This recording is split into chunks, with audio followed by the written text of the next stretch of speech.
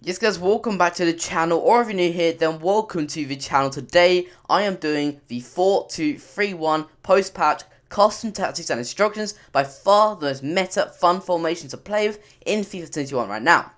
Before you start, however, if you are not subscribed, it would be greatly appreciated if you could. I've also got a 4-1-2-1-2 second dropping tonight, so make sure you do not miss out on that.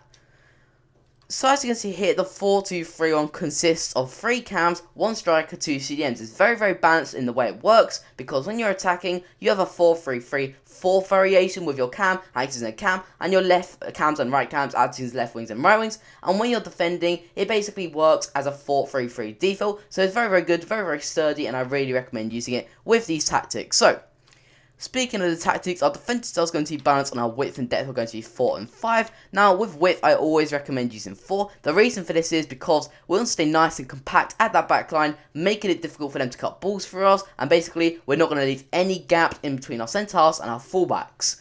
With depth, I always use 5. Now, if you're slightly above average, then use 6. I would not go above 6, and I certainly wouldn't go below 4. Otherwise, you're going to get pushed against your own goal, you're going to get pressured, and you're never ever going to get hold of the ball. That's why 5 is perfect for me. With our offensive style, it's going to be fast build up. Now, if you're using a narrow formation like the 4-2-3-1, like the 4-1-2-1-2 second, always use fast build up. Now, the reason for this is you want to play quick tiki-taka football through the middle, 1-2s all around, and basically causing them major problems and opening them up with quick passing.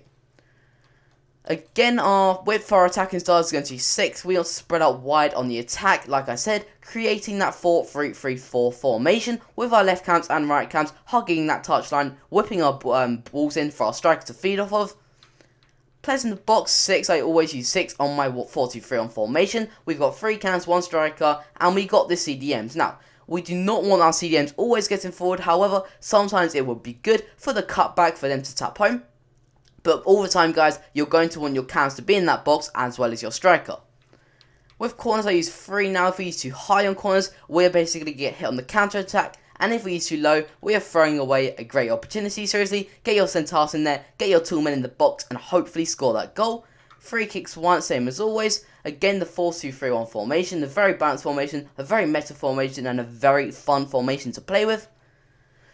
So, the instructions are going to be as follows. Our striker is going to have stay central, get behind, default stay forward. Everything you'd want your striker to have. He's always going to be up there, always looking for that pass. He can act as a false 9. He can even get behind, which I use on him, because it makes him more unpredictable. He's going to get in behind and have that one-on-one opportunity, which hopefully he can slot away. With our cam is going to have stay forward, get into the box, default. Now, you may be wondering why we have stay forward on a cam. If we don't, our striker is going to be lonely up there. He's going to have no one to pass to and no support. With our left cams and right cams, we are going to have get into box, default, everything else. And this is because we do want them to help out our fullbacks in defense. Otherwise, it's going to be a 2-on-1 or a 1-on-1 in which our fullbacks may have some problems with.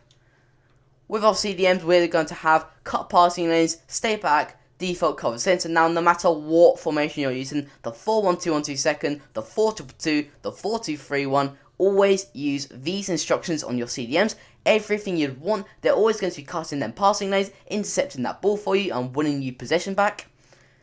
Centre halves, default, and fullbacks are going to have stay back, default. Now, every single formation I do, guys, except from 5 at the back, I'm always going to do stay back on my fullbacks. Now, the reason for this is because they're going to leave massive gaps in behind in which their wingers can exploit. And not only that, you can also, in game manually, put your fullbacks on attacking. That's why you stay back, because in game, go on your D-pad and put attacking fullbacks on. But you can't manually, in game, put your fullbacks on stay back. That's why stay back is perfect.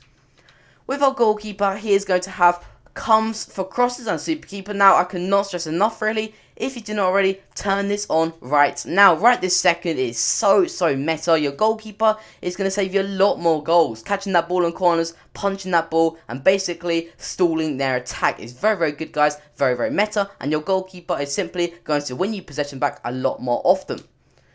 Anyway, guys, they are the tactics and instructions for the 4-2-3-1 formation. Like I said, a very balanced formation, because the simple thing about this formation is it turns into other formations on the attack and in defense, and is very meta. So use it now before it gets nerfed. Anyway, guys, have a nice day, have a nice weekend, goodbye, and don't forget to subscribe if you're already new here.